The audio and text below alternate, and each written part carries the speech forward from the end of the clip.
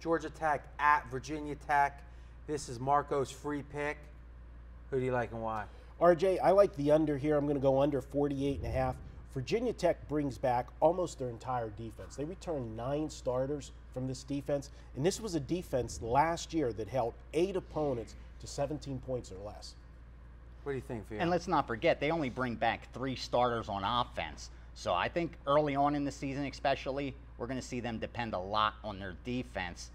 And when you look at the Georgia Tech side, we know they've always run the ball. This season, they're going to have even more success running the ball. It's the first time that they bring back an offensive line where their starters have been together for a while. What's your second main point on the game? Well, stay with the defensive theme. Being that this is the first game of the season, Georgia Tech runs an option. Normally when you prepare for it, it's not something you see every week.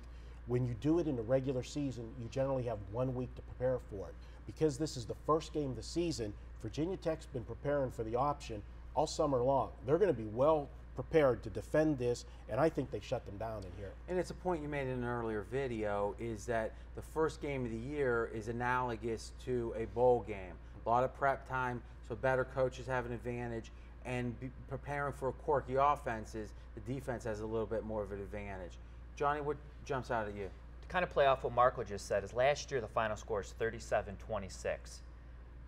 Playing off the bowl aspect, they're preparing for this game, and I guarantee you the guys running those defenses are saying we will not have a repeat of giving up 37 points or the other team the 26, because if that happens, it's going to be a long bus ride home. So it's not just the option in general for the one team. I think both teams are trying to prepare and not get embarrassed on the scoreboard once again.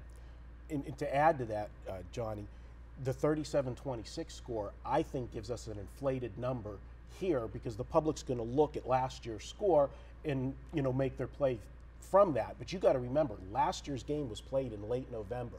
This was at the end, towards the end of the season. Players are banged up, and again, only looking 1 week to prepare for an option attack. What's your main point, VR? And before that, remember, this was an under series, 4 straight unders before last year. I'm a little concerned they haven't adjusted the total from last year much. It was 49.5.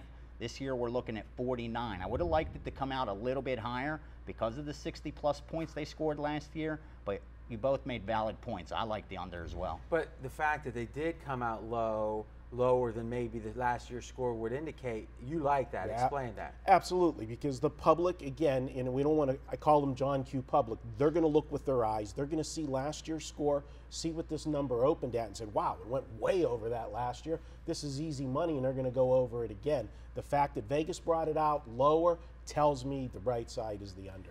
All right, here's the time everyone's waiting for.